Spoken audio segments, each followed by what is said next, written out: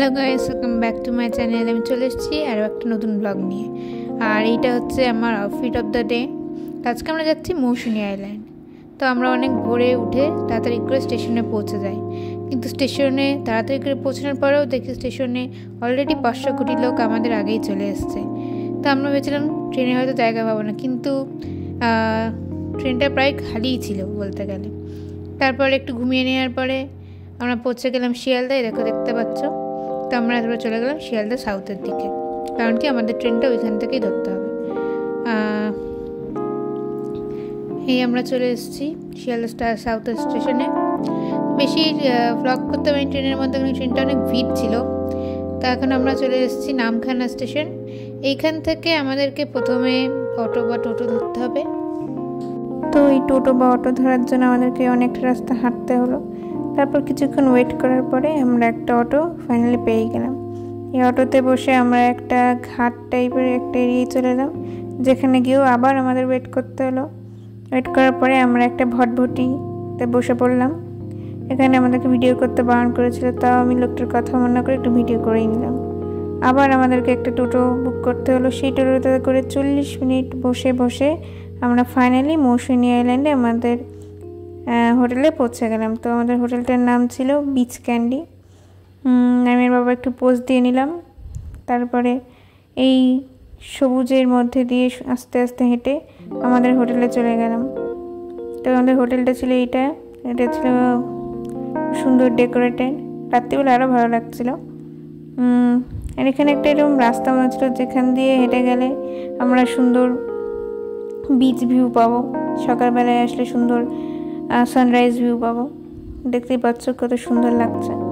তো হোটেলে আসার পরপরই আমাদের হাতে একটা করে সবার হাতে ডাব ধরিয়ে দেওয়া হয় রিফ্রেশ হওয়ার জন্য। এই দেখতে পাচ্ছ। তারপরে আরও কিছু জিনিসপত্র, যেমন জলের বোতল, টুথপেস্ট, তেল, সাবান, শ্যাম্পু, আরও অনেক কিছু।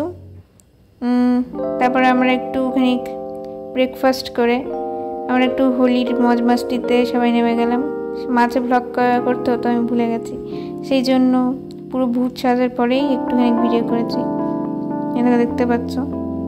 তো সবাই এখানে ফটো তোলার জন্য পোজ দিচ্ছিল, কিন্তু আমি লোকদেরকে নিয়ে একটা ভিডিও তুলে নিয়েছি যাতে আমি ব্লগে অ্যাড করতে পারি। এখন সবাই একটু পোজ দিচ্ছে, কিন্তু কেউ জানে না যে আমি ভিডিও তুলছি তাকে। তো আমরা এরকম একটু হোলির মজ মাস্তি করার পরে চলে এসেছি বিচে। তো আমি ভেবেছিলাম যে বিচে চান করবো, কিন্তু এখানে জলের থেকে বেশি কাদা, তাই আর এই অ্যাটেম্পটা করলাম না।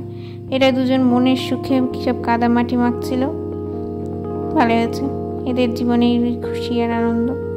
তা আমরা এরকম বিচে হাঁটতে হাঁটতে আমাদেরই হোটেলে আমাদের সঙ্গে থাকছিল এই কিউটি ল্যাব্রাডরটা, তাকে আমি একটু আদর করে নিলাম। দেখলাম বিচে আর কিছু করার মতন নেই, প্রচণ্ড রোদ। তাই আস্তে আস্তে হাঁটতে হাঁটতে আবার হোটেলে গিয়ে একটু ফ্রেশ হয়ে নিলাম।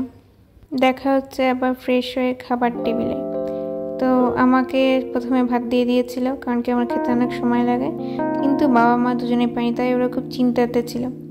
আর একটু ভালো সুন্দর ঘুম দিয়ে নিয়ে রেডি হয়ে আমরা আবার চলে এসেছি। এখন দেখতেই পাচ্ছ হোটেলটা কি সুন্দর করে সাজিয়েছে, আর সবাই পিছনে বসে মুড়ি চা খাচ্ছে। আমিও খেয়েছিলাম। আর এই দেখো আমাদের এখানে বারবিকিউ চিকেনগুলো রেডি হচ্ছিল। দেখি কি টেস্টি লাগছে, খেতেও টেস্টি ছিল। তো আমরা যে জায়গাটাতে সানরাইজ ভিউ দেখা যাচ্ছিল, সেখানে কিছু বসার জায়গা ছিল। সেইখানে বসেই সুন্দর হাওয়ার মধ্যে আমাদের ঘুগনি আর বারবিকিউগুলো খেলাম। খাবার খাওয়ার পর সবার অনেক এনার্জি আর ফ্যাট হয়ে গেছিলো শরীরে, তাই সবাই একটু ডান্স করে এনার্জি আর ফ্যাট দুটোই কমিয়ে নিল।